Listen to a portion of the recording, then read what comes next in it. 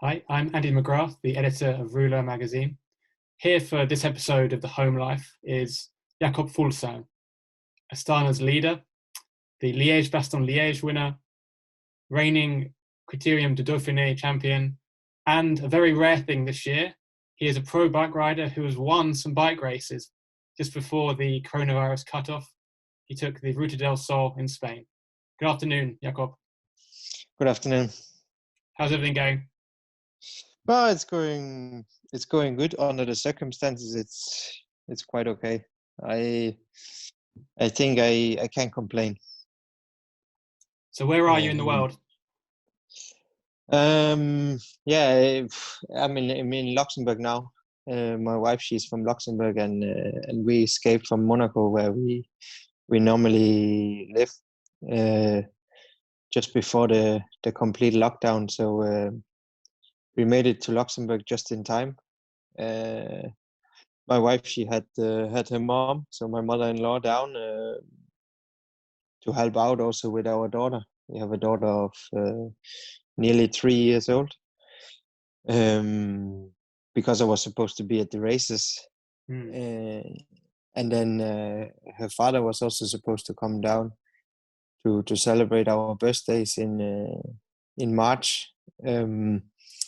But his flight got cancelled to fly back home, and he was talking about coming down by car because he said in Luxembourg it's chaos. They closed supermarket, or not supermarkets, but they closed schools and a lot of other stuff. So only supermarkets were open.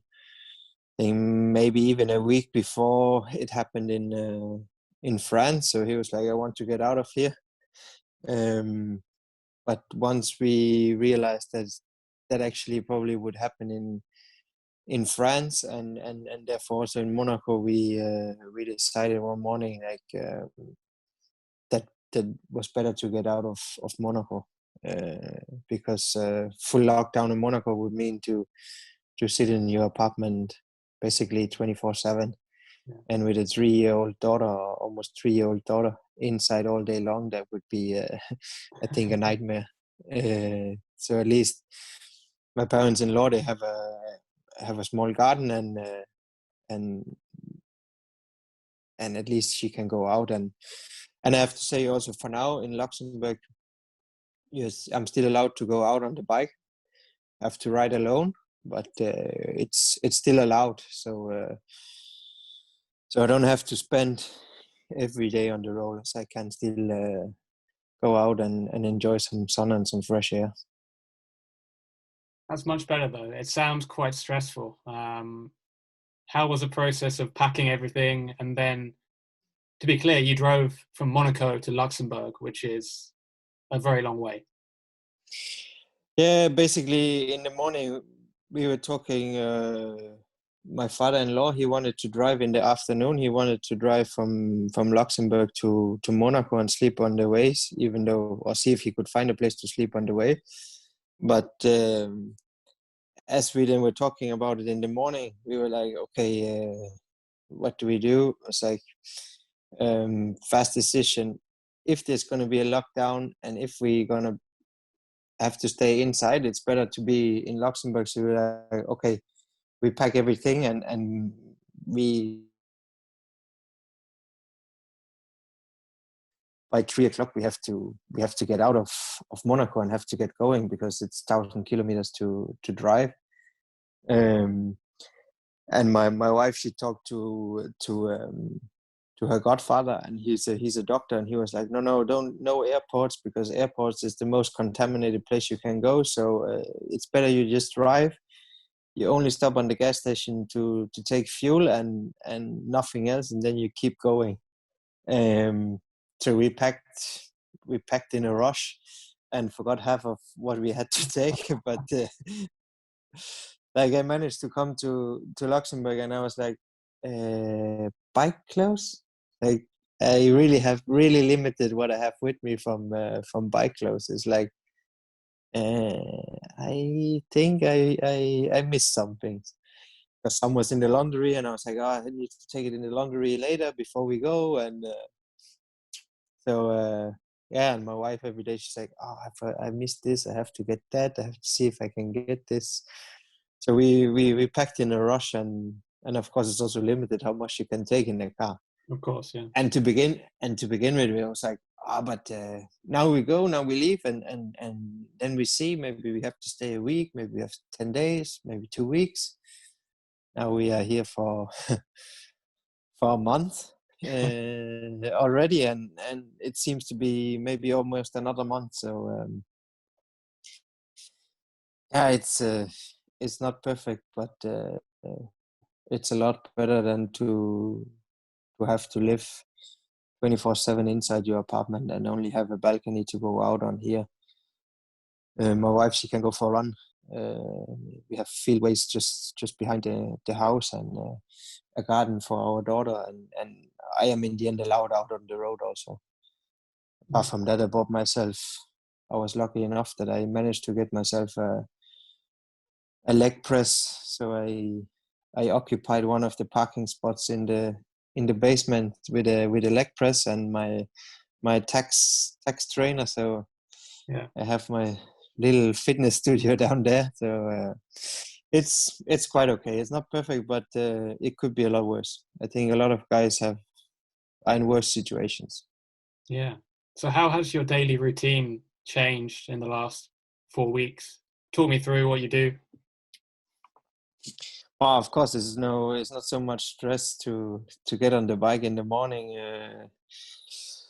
Some days I go out for a small spin, and some days I just ride inside. And of course, when you have nothing else on the program that you have to do, like whatever it can be, and you have so much time, then there's no stress in the morning. So easy in the morning. Normally my wife, she probably goes for a run, and I stay with our daughter doing some puzzles, or going out with her to ride the bike a little bit on the street in front of the house or in the garden. And then I go and do on the tax an hour or two, or maybe use the leg press, or I go out for a few hours if the weather is good. Weather has been super recently, so it's almost been a pity to sit on the tax. And then of course in the evening, as we are hanging here, I'm hanging here with my parents-in-law. Can also be hard, but normally in the evening we watch a movie or we play some games. So it's quite okay. Like we have been playing card games and Yahtzee, and the other day Monopoly, and yeah, we get through it all. And are you quite a competitive person? Like, do you want to be winning Yahtzee and Monopoly and everything? No. When it comes to that kind of things, I'm like, I have enough competition in my let's say my professional life in general. So once it comes to those kind of things, I'm a little more easy. Though my wife and also my father-in-law, they like to win. They are not, let's say, they are not losers. Also not when it comes to games. And my father-in-law, he liked to put some money on the table, that at least that it brings something to win.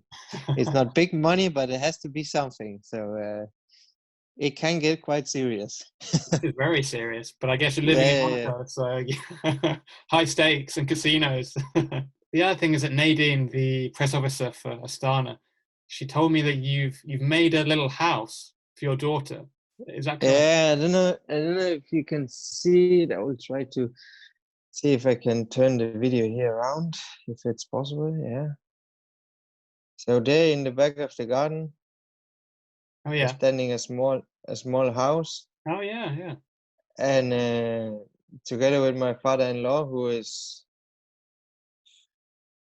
going crazy because he has nothing to do, because he's not working at the moment. We went to a friend of him that has like a gardener, some pallets, and we used them to build a small house for our daughter. And we're coming up to the weekend of Liège-Bastogne-Liège, which you won last year. I was wondering if you were planning on commemorating it with a 260-kilometer Zwift ride or even a ride in Luxembourg. I don't think so. Maybe Liège-Bastogne-Liège on tax experience. That could be something. There you go and ride. I did it. I think I did it twice now. One day I was looking I had the race running next to me on the computer, and I was on the tax, and another day we did it with the team, the same roads like the last part of the parcours. I might go and do the same if the weather is not too good to stay inside. But I won't go out and do 260 kilometers. That's for sure not. I think that's not what is the purpose of the fact that you actually still can go out. I think it's more to at least the situation here in Luxembourg is quite good, and everything is relatively under control. And I think they locked down everything within time, that it didn't get too bad. So they might even start opening up stuff within a week or two. But yeah, it's still to be careful and not to go and overdo it. And I mean, for the moment, without knowing anything about race calendar and schedule, I think it doesn't bring anything to go and do 260 kilometers, even though I miss riding the classics. No, of course. Well, there's only one monument I think you've never raced, and that would be Paris-Roubaix.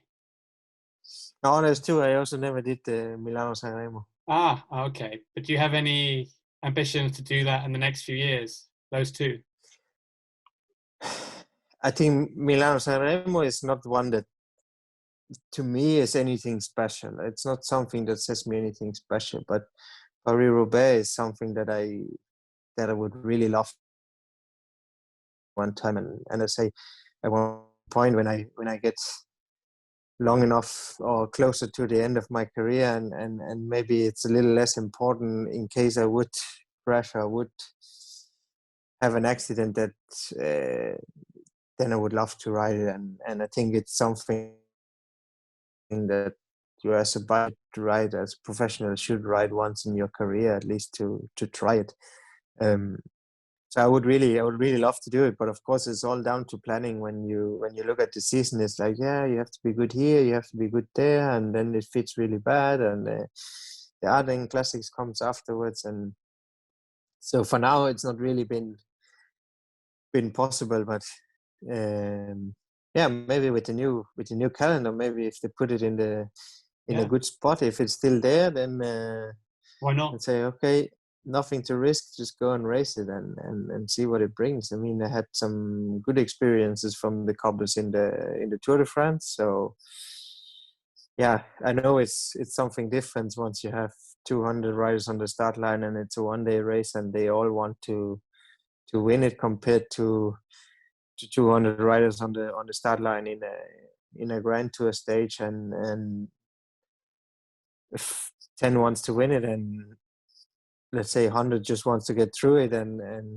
you have 20 guys that just wants to limit the loss or try to stay on their bike. So it's a different situation, but it's still a special race. And lastly, your surname, Fuglsang, means bird song in English. Yeah. What's your favorite bird? That's a good question. I don't know if I have a favorite bird. I don't know if you can call it a bird, but I think penguins are quite cool. But it's not really, I think you call it a bird, yeah, but it cannot fly. So that's not really a good, but yeah. Apart from that, I don't know. An eagle is also something cool. But it's not that I have something special. I mean, in Denmark, normally when you have bird song, then it's a little small gray bird that sings something beautiful, but that's not my favorite. No. Why do you like penguins? Yeah, I don't know. I just think it's a cool animal. Right? Yeah. It's cool the way, and it's always dressed up. It's always dressed nice. Okay, well, let's finish with, as we always do, with the quickfire round.